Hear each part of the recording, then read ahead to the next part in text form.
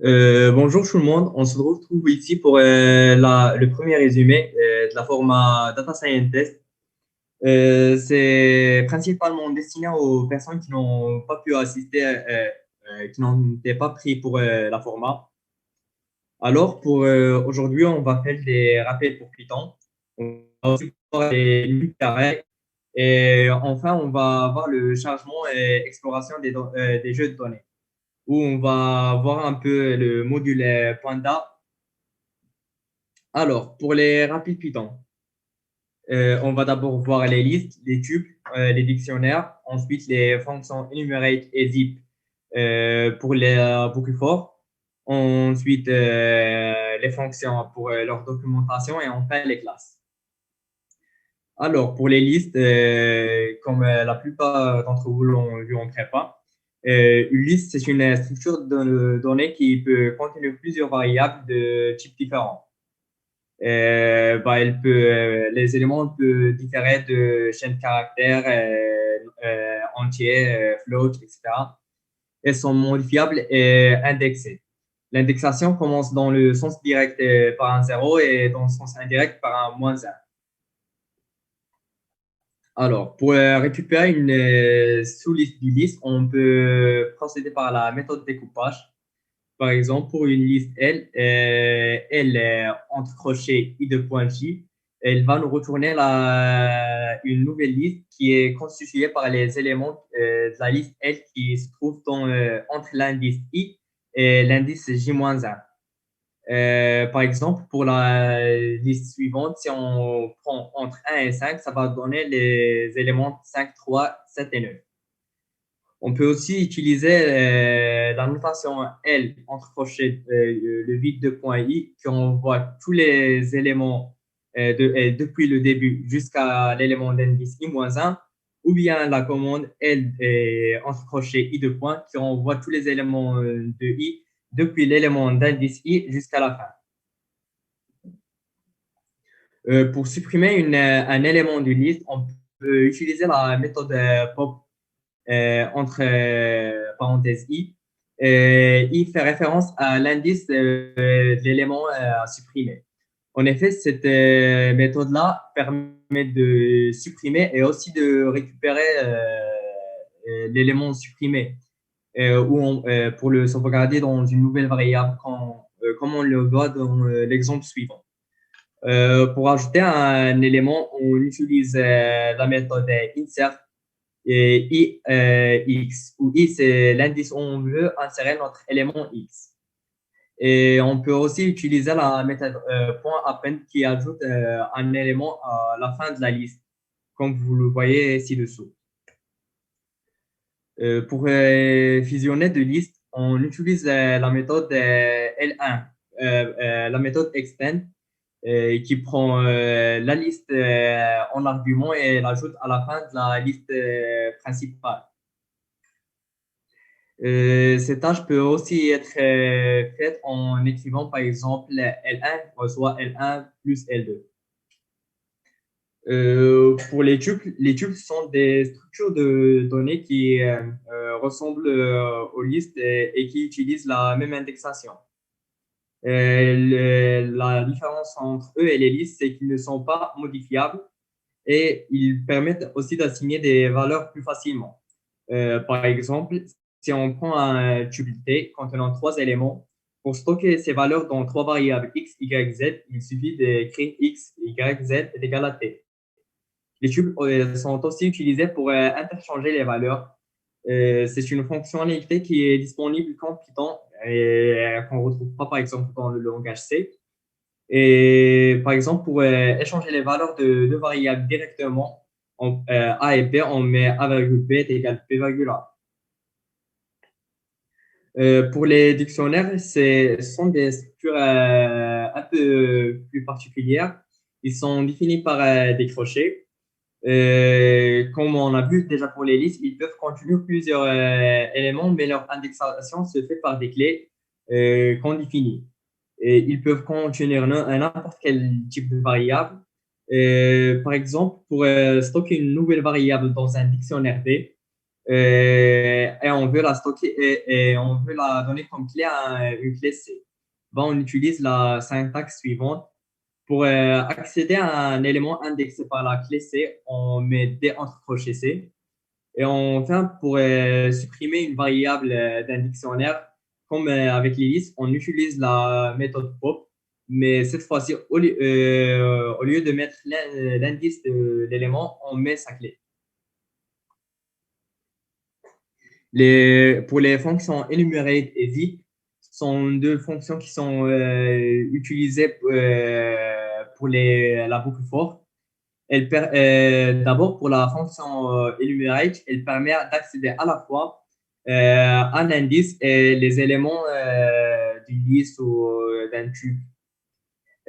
Par exemple, dans la boucle suivante, for i, virgule, élément in enumerate L, là, pour chaque élément, i prend son indice et dans la variable ELT, on a l'élément qui est sauvegardé. Pour la fonction zip, quant à elle, elle permet à parcourir plusieurs séquences en même temps. La seule condition, c'est que toutes les séquences doivent être de la même taille. Pour son fonctionnement, on met for et ensuite on met un nombre variable qui est égal au nombre de séquences. Et puis ensuite, on met in zip et on met enfin nos séquences-là entre parenthèses. Pour les fonctions, déjà, un truc qui n'est pas vu en prépa, c'est que les fonctions peuvent parfois prendre des valeurs par défaut. Pour arriver à cela, il faut juste, dans la ligne de def, quand on renseigne les variables, leur donner une première valeur. Au cas où on fait appel à la fonction sans renseigner un des arguments, ben, elle prend l'une des variables par défaut, comme vous pouvez le voir dans l'exemple ci-dessous. Pour la documentation des fonctions, c'est l'ajout d'un commentaire explicatif du fonctionnement de la fonction. En général, quand on travaille sur des gros projets ou bien qu'on travaille sur des projets collectifs, c'est bien d'utiliser un peu la documentation pour mieux comprendre les programmes. Pour la faire, il suffit de, juste après la ligne de la définition de la fonction, mettre la syntaxe suivante que vous voyez là ci-dessous.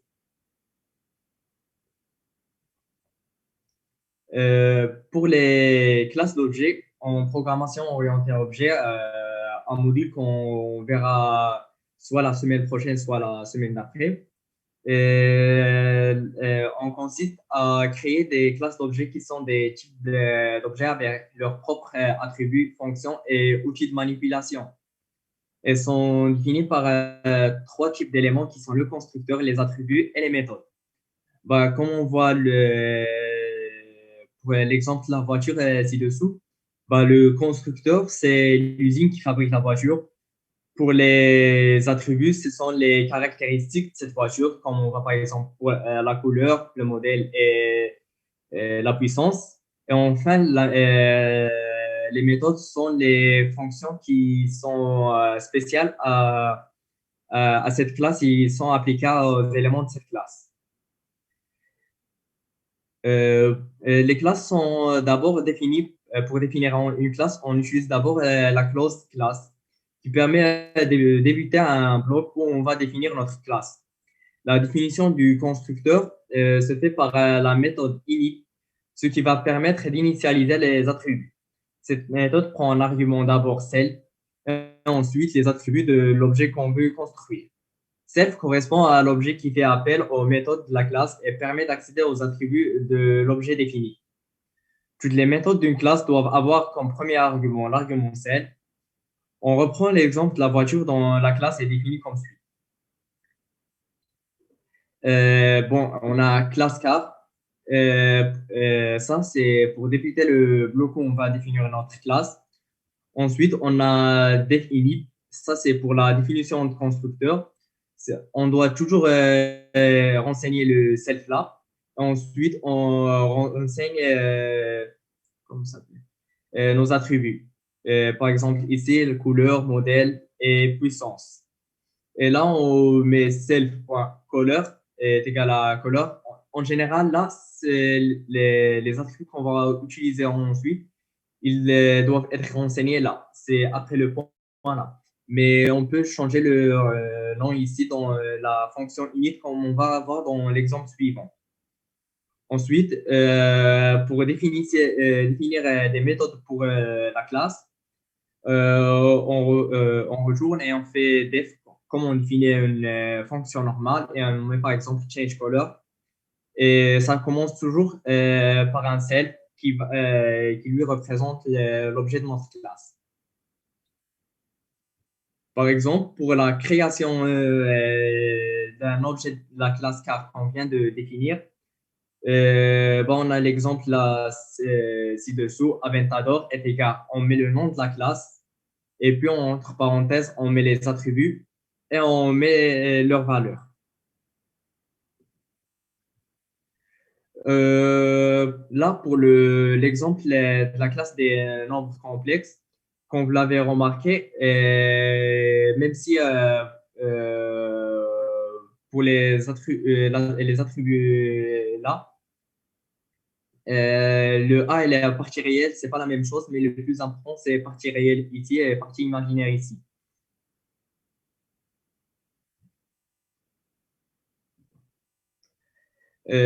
Comme pour les fonctions, il est important de documenter les classes et leurs méthodes. Pour leur documentation, ça se fait presque de la même manière que les fonctions.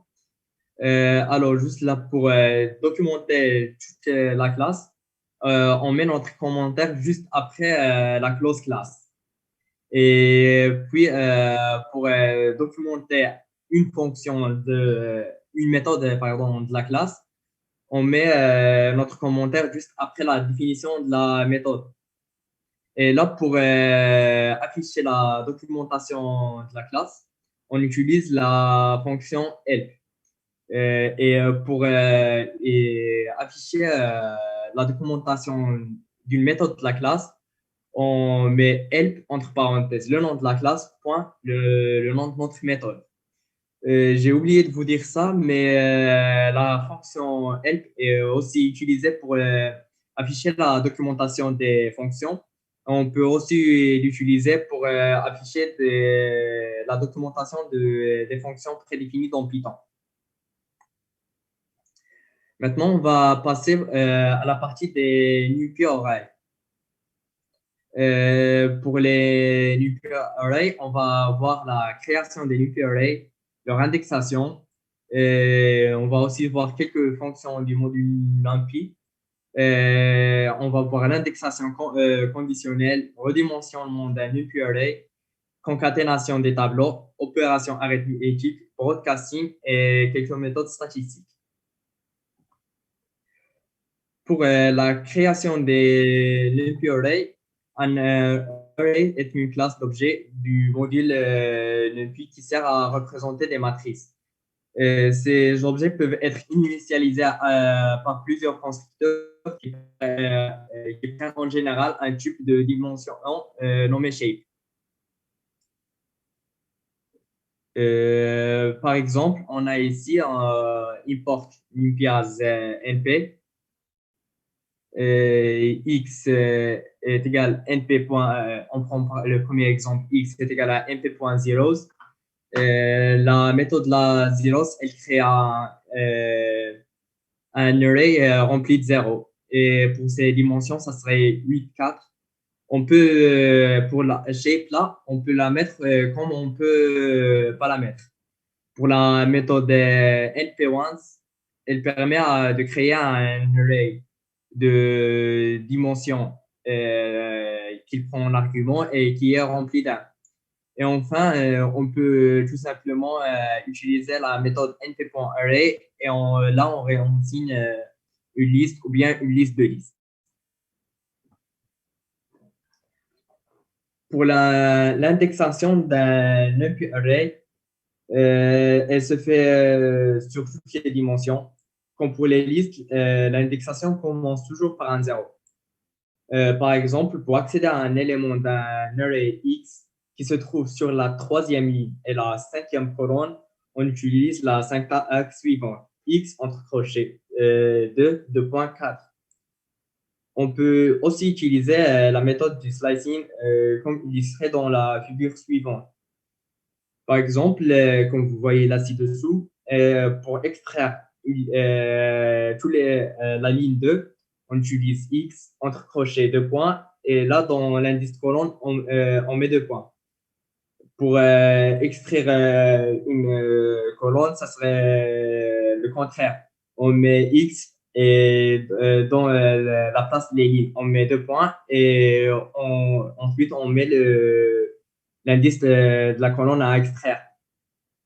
On peut utiliser aussi le slicing pour extraire un sous-tableau de notre array comme vous le voyez ci-dessous. Alors, là, pour le premier argument, on met de quelle ligne jusqu'à quelle. Ça s'arrête toujours avant le dernier numéro. Par exemple, ici le 4, on va s'arrêter vers la troisième ligne. Et ensuite, on met de quelle colonne vers quelle. Par exemple, on va essayer de chercher à créer la matrice suivante en utilisant le slicing. Euh, On va d'abord importer le module NumPy as MP. Ensuite, on va utiliser la méthode NP-Zeros pour créer une matrice de dimension 6,6 qui est remplie de 0. Ensuite, on va utiliser le slicing en prenant la petite matrice là, 3,3, en haut à gauche, et la petite matrice là en bas, 3,3, pour leur donner la valeur de 1 et moins 1. Alors, comme vous le voyez là, on met math, comme on vient de l'expliquer, 2.3, 2.3, et on renseigne 1, ça c'est pour la première petite matrice, et on fait de même pour la deuxième petite matrice. Le module NumPy ne sert pas seulement à créer les NumPy arrays, mais il offre aussi d'autres fonctions prédéfinies pour optimiser les calculs. Par exemple, on a la fonction exponentielle, logarithme, sinus, cosinus et l'arrondissement à n décimal. Ces fonctions permettent d'abord d'optimiser les calculs en termes de temps de calcul et ils sont aussi applicables aux variables et aussi aux tables. En plus de l'indexation qu'on vient de voir, on peut aussi indexer les NumPy arrays par des conditions. Là, comme vous le voyez, on va prendre par exemple un array X. Et là, on va l'indexer par les éléments qui sont strictement négatifs. Alors, pour l'indexation conditionnelle, on met le nom de notre array et entre crochets, on met notre condition.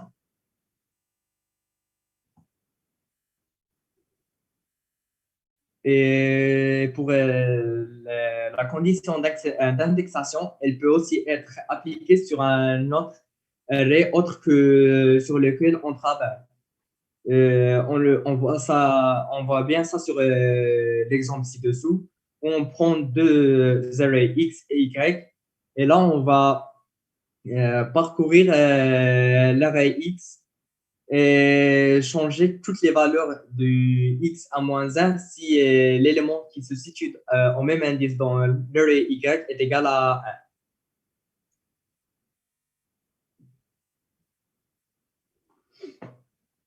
1. Parfois,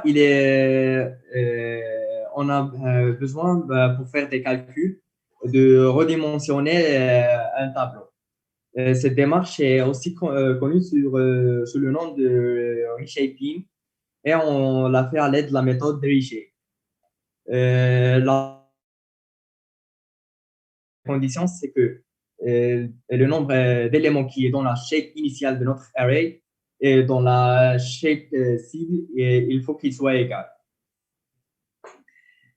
Par exemple, on prend ici un array de 10 éléments qui contient les nombres de 1 à 10. Normalement, il est de shape 10, 1. On fait, désolé, 1, 10. Et là, on va le reshaper à la shape de 5. Alors, ici, on utilise la méthode .reshape et ça coupe notre array en deux.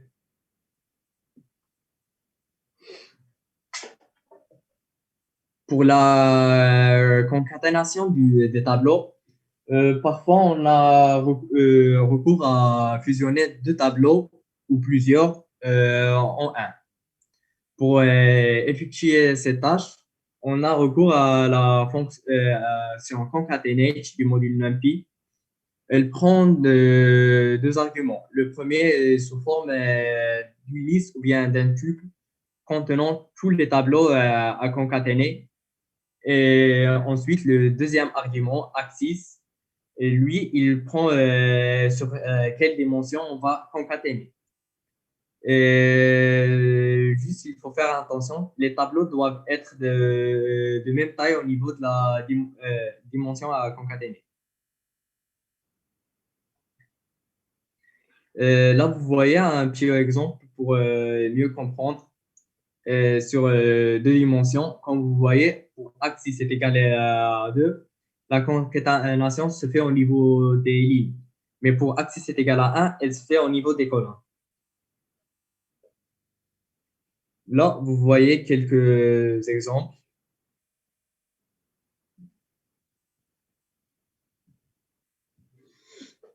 Enfin, pour les opérateurs arithmétiques, en Python, il est possible d'appliquer ces opérateurs entre un tableau et une valeur. Cela conduit à appliquer l'opérateur entre chaque élément du tableau et cette valeur. Et cette opération pourrait être aussi applicable entre deux tableaux. Et dans ce cas, elle sera appliquée entre chaque des éléments du tableau. Mais là, il y a quelques conditions qu'on va voir ensuite. Enfin, pour effectuer un produit matriciel, on a recours à la méthode point dot des NumPy array. Par exemple, comme vous le voyez là ci-dessous, on prend deux arrays et on met un point dot n, ce qui nous donne le produit matriciel entre m et n.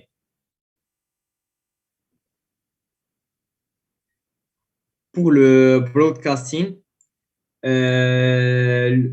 lorsqu'on effectue des opérations entre deux éléments de dimensions différentes, NumPy effectue ce qu'on appelle le broadcasting pour comprendre l'opération à effectuer et l'appliquer.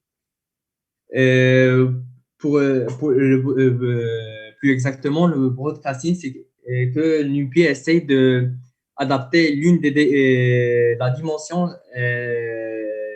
le tableau des dimensions les plus petites à celui qui est de dimension plus grande. Par exemple, pour le broadcasting entre une matrice et une valeur, ça revient au même que créer une nouvelle matrice de même taille de la matrice initiale et qui est remplie seulement que par la valeur C. Mais pour le broadcasting entre une matrice et un vecteur, NumPy nous permet d'effectuer ce type d'opération, mais seulement sous certaines conditions. Pour vérifier que les dimensions d'un tableau et un vecteur sont compatibles, NumPy compare toutes les dimensions de ces deux tableaux et il vérifie si l'une des conditions est vraie. Soit elles sont égales ou bien l'une des deux dimensions est égale à 1. Une fois l'une des deux conditions est vérifiée pour chacune des dimensions, NumPy arrive à comprendre l'opération désignée Dans le cas contraire, on reçoit un message d'erreur. Par exemple, pour la matrice et le vecteur suivant, le broadcasting pour M étoile V donne, on prend vecteur ligne 2, 5. Alors, le broadcasting, là, pour l'adapter à la matrice de 3 qu'on a, il va créer une nouvelle matrice de 3 où les deux nouvelles colonnes sont encore même le même vecteur. Ensuite, pour la multiplication entre M et V, ça revient à la multiplication normale. Si on prend par exemple maintenant un nouveau vecteur U de dimension 1, 2, et on revient à notre vecteur V de tout à l'heure de dimension de 1, et on essaie de faire l'opération U plus V. Pour le broadcasting, il va d'abord créer une matrice V de dimension de 2, à partir de notre vecteur V, où la deuxième ligne qu'il ajoute, c'est V même. Et là, et c'est la même chose pour le vecteur U, sauf que là, on ajoute une nouvelle colonne qui contient U encore. Enfin, V plus U, ça revient à l'addition des deux nouvelles matrices obtenues par le broadcasting.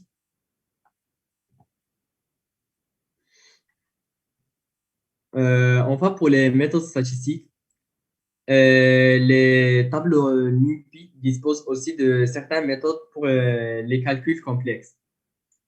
L'une des méthodes les plus utilisées est la méthode point-mille. Cette dernière permet de calculer la moyenne d'un tableau. Par exemple, si on prend un array A, comme vous le voyez en face de vous, A.min, ça donne 3,67, ce qui est la moyenne de toutes ces valeurs, qui est égale à 10 plus 1 plus 1 plus 3 plus 5 plus 2 divisé par 6. Si on veut calculer la moyenne seulement suivant un seul axe, il suffit de préciser comme argument pour la méthode min, axis est égal et puis l'indice de l'axe sur lequel on veut calculer la moyenne. Dans l'exemple que vous voyez ci-dessous, par exemple, si on donne axis est égal à 0, bah, il va nous retourner un vecteur ligne qui contient les moyennes des trois colonnes. Et si on donne axis est égal à 1, bah, il nous donne un vecteur colonne où il a calculé toutes les moyennes des deux lignes.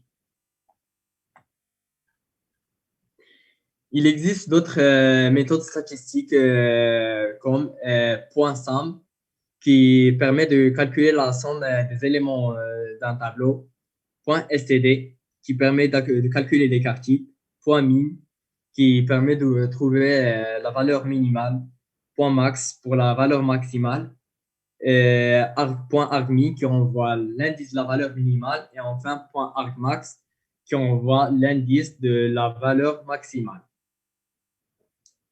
Juste une petite précision, comme on l'a vu avec la méthode point min, on peut aussi utiliser ces méthodes-là pour effectuer ces opérations que sur une dimension précise. Je ne sais pas si vous avez des questions pour les NumPy là. Ça va pour moi. Alors bon, maintenant, on va passer vers le chargement et exploration des jeux de données. D'abord, on va parler un peu du module Panda. Ensuite, on va parler de la format d'un data frame. Puis ensuite, leur création à partir d'un NumPy array, à partir d'un dictionnaire, à partir d'un fichier de données, par exemple un Excel ou un CDS. Ensuite, on va passer à la visualisation visualisation d'un data frame à l'aide des méthodes head, les attributs colonne et shape. On va aussi parler de la sélection des colonnes d'un data frame, la sélection des lignes d'un data frame par les méthodes lock et ilock, l'indexation conditionnelle d'un data frame, et enfin, on va voir une petite étude des statistiques des données d'un data frame. Pour le module Pandas, c'est un module qui a été développé pour fournir les outils essentiels pour analyser et manipuler les gros volumes de données. Évidemment, une fois on travaille sur les milliers de données et tout, ça commence, les nœuds PRS, ça pourrait devenir un peu gênant. Ce modèle introduit la classe DataFrame, une structure de données pour représenter des tableaux et qui propose une manipulation et une exploration de données plus poussée que les NumPy-arrays.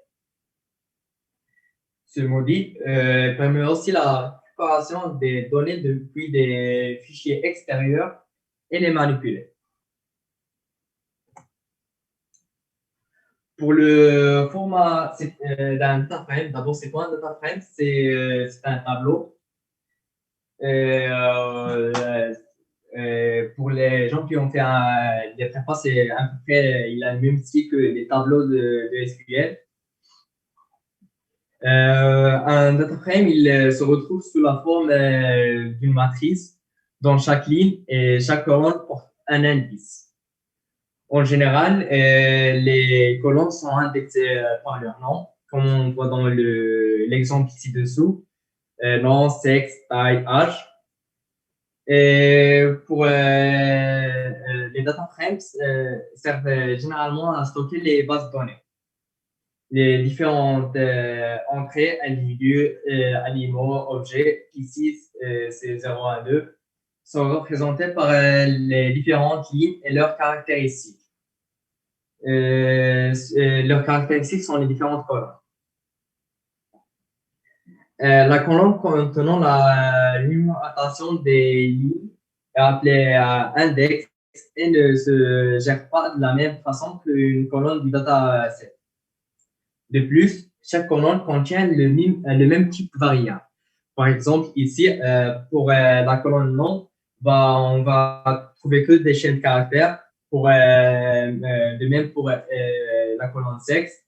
Pourtant, pour les colonnes taille et âge, on pourra trouver que des entiers. Et on ne peut pas ajouter une valeur d'un autre type. On peut également indexer par l'une des colonnes du data frame ou par une liste qu'on définit nous-mêmes. Par exemple, on voit là une indexation par la colonne nom au lieu du 0, 1, 2 qu'il y avait ici. Ou bien par une liste qu'on définit nous, par exemple ici, personne 1, personne 2 et personne 3.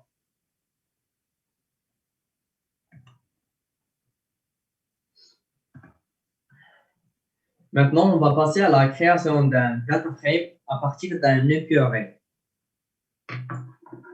Avec Pandas, on peut créer un data frame à partir d'un NumPy-array à l'aide du constructeur .dataframe. L'inconvénient de cette méthode-là, c'est que toutes les colonnes doivent avoir le même type de données.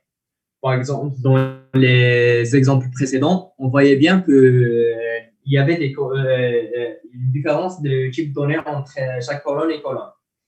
Mais là, avec cette méthode-là, il faut que toutes les colonnes aient le même type de données.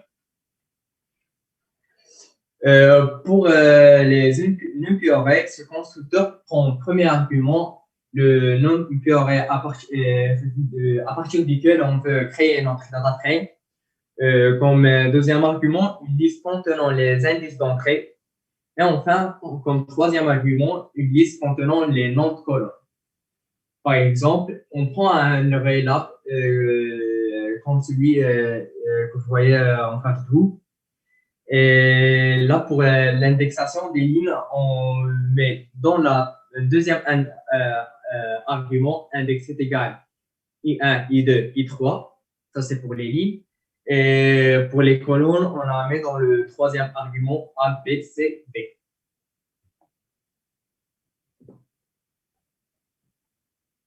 Pour créer un data frame à partir d'un dictionnaire, on utilise aussi le même constructeur pour un data frame, mais cette fois-là, quand on parle d'un dictionnaire, il ne prend que deux arguments. Le premier, c'est le dictionnaire contenant les éléments de chaque colonne rangée dans des listes et dont les clés sont les noms de colonnes. Le deuxième argument est une liste des indices d'entrée. Par exemple, dans le dictionnaire ci-dessous, D est égal. Pour la clé A, on a la liste 1, 5, 9. Pour la clé B, 2, 6, 10. Pour la clé C, 3, 7, 11. Et pour la clé D, 4, 8, 12. Alors, ces listes-là, chaque liste va représenter une colonne. Et le nom de chaque colonne, ça serait sa clé. Comme vous le voyez là, ensuite.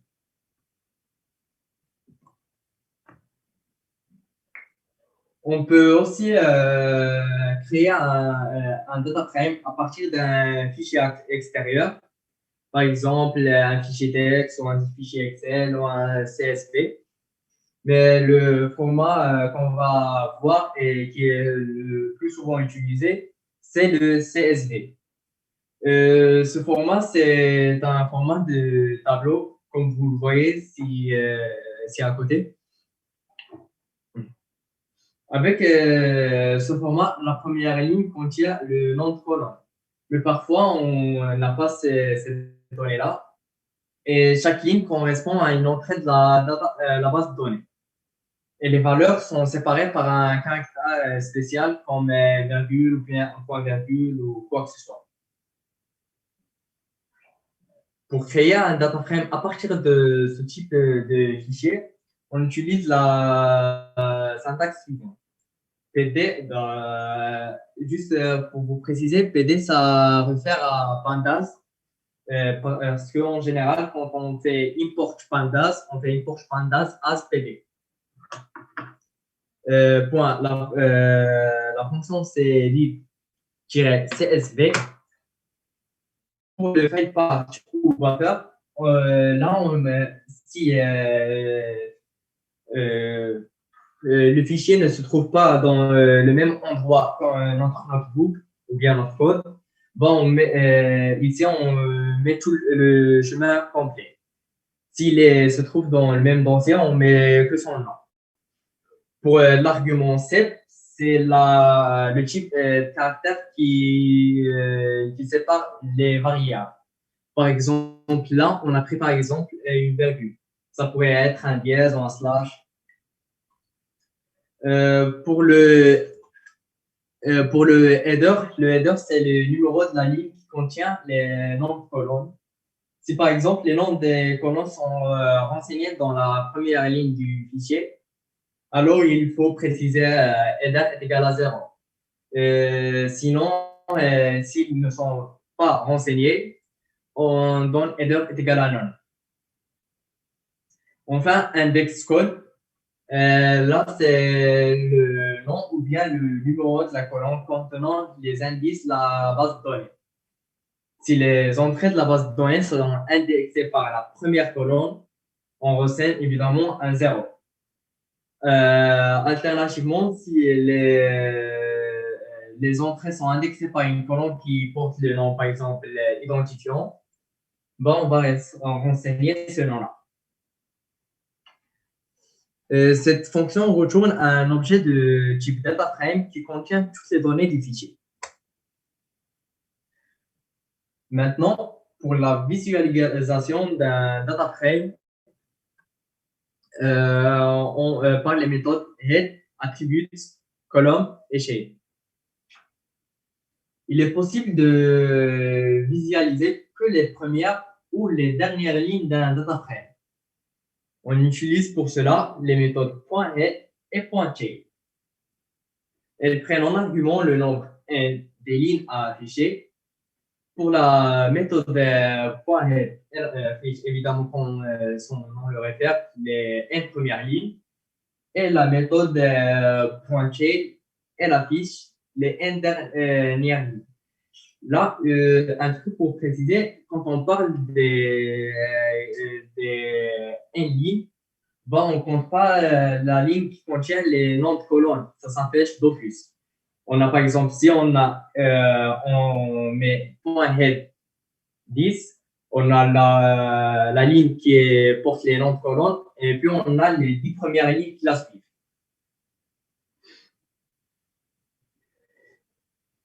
Pour récupérer les noms des colonnes d'un data frame, on utilise l'attribut .columns. D'autre part, pour récupérer ces dimensions, on utilise l'attribut .shape. Si on revient sur l'exemple tout de suite du data frame qui a été créé à partir d'un dictionnaire, voilà. Oh. Alors, si on met print df.shape, ça va nous donner 3 cases. Et si on met print df.columns, ça va nous donner une liste contenant A, B, C et D.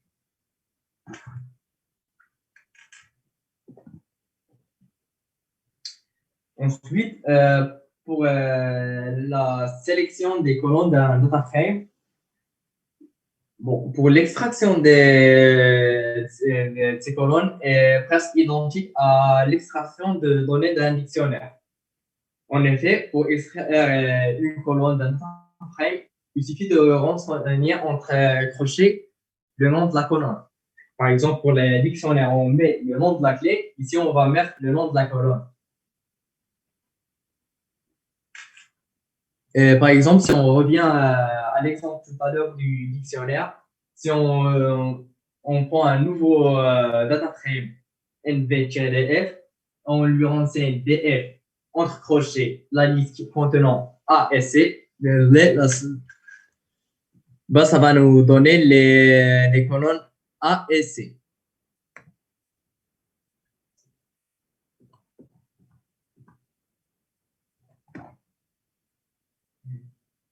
Pour la sélection des lignes d'un data frame, on peut utiliser les méthodes lock et ilock. Afin d'extraire une ou plusieurs lignes d'un data frame, généralement, on fait recours à la méthode .lock.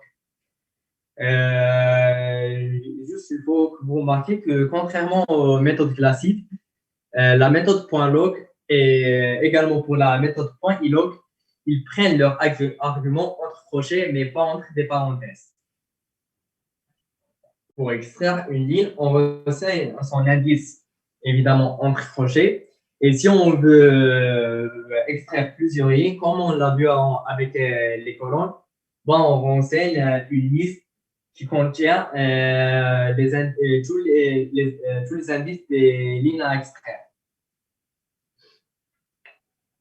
On peut aussi récupérer plusieurs lignes à l'aide de la méthode du slicing du précédemment, en précisant les indices de début et de fin.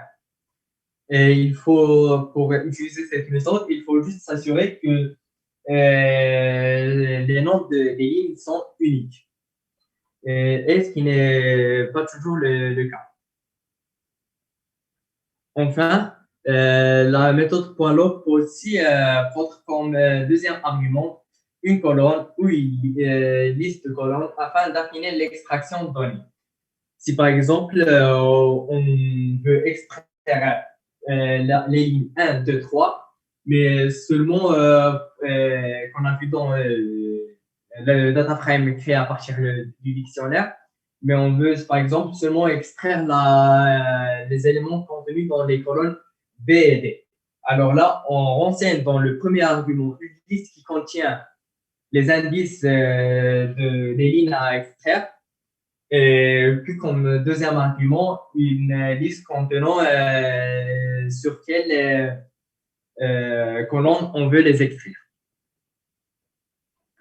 Pour la méthode .ilock, elle, sa part, elle permet d'indexer un data frame exactement comme les tableaux NumPy, c'est-à-dire en ne renseignant que les indices numériques des lignes et des colonnes. Pour bien vous expliquer ça, par exemple, si on revient sur l'exemple de tout à l'heure, voilà, les lignes ils sont indexées par I1, I2 et 3 et les colonnes ils sont indexées par A, B, C, D. Pour la méthode ILOC, ils seront indexés les lignes de 0 à 2 et les colonnes de 0 à 4.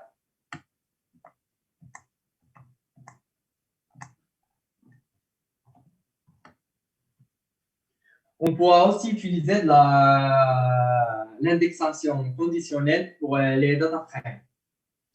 Comme on l'a vu avec les tableaux NumPy, on peut utiliser cette indexation, par exemple, pour mieux comprendre. On prend là un data frame, le data frame suivant. Col 1, col 2 et col 3 sont les noms des lignes, des colonnes. Et là, on veut extraire que les lignes où les éléments de la colonne 2 sont égaux à 3. Alors, vous voyez bien que là, on cherche pour la ligne 1, on a 1, donc on ne la prend pas. La deuxième, on a 3, on la prend. Ensuite, si on ne prend pas, 2, on la prend. Et puis le 1, on ne la prend pas. Cette indication peut être faite de deux manières suivantes. Soit par exemple, on prend, comme on l'a vu par la méthode .log, ou bien on met df, le nom du data frame, entre crochets, le data frame, notre condition et on passe. Mais si on veut assigner une nouvelle valeur à ces entrées, il faut absolument utiliser la méthode .log. Par exemple, si dans cet exemple-là, on veut pour les lignes où la valeur de la colonne 2 est égale à 3, on veut changer leur valeur, on a besoin d'utiliser la méthode .log. Là, on va voir quelques méthodes d'études statistiques pour les data frames. Là, pour la méthode, on a d'abord la méthode .describe d'un data frame qui retourne un résumé de statistiques descriptives, min, max, moyenne et quantité, etc. Des variables quantitatives. C'est quoi une variable quantitative? C'est une variable qui mesure une quantité pouvant prendre une infinité de valeurs. C'est donc un outil très utile pour une première visualisation du type de la distribution des variables. Une variable catégoriale est une variable qui ne prend qu'à elle qu'un nombre fini de modalités. Pour analyser ce type de variable, il est préférable de commencer par utiliser la méthode values-count, qui envoie le nombre d'occurrences pour chaque modalité des variables. La méthode valueCount ne peut pas s'utiliser directement dans un data frame, mais que sur ces colonnes qui sont des objets de la classe pd.series. Pour la classe pd.series, c'est une classe qui renseigne vraiment des vecteurs. C'est pas comme les NPRX, les vecteurs qui sont considérés comme des tableaux où l'une des dimensions est égale à 1, mais là, ce sont des vrais vecteurs.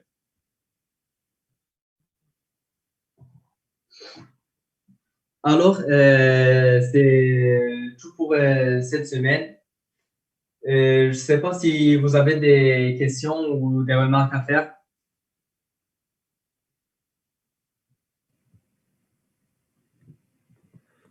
Pour moi, c'est assez clair, vu que c'est des choses qu'on a pas mal vues en prépa et que c'est une introduction, ça a l'air assez clair.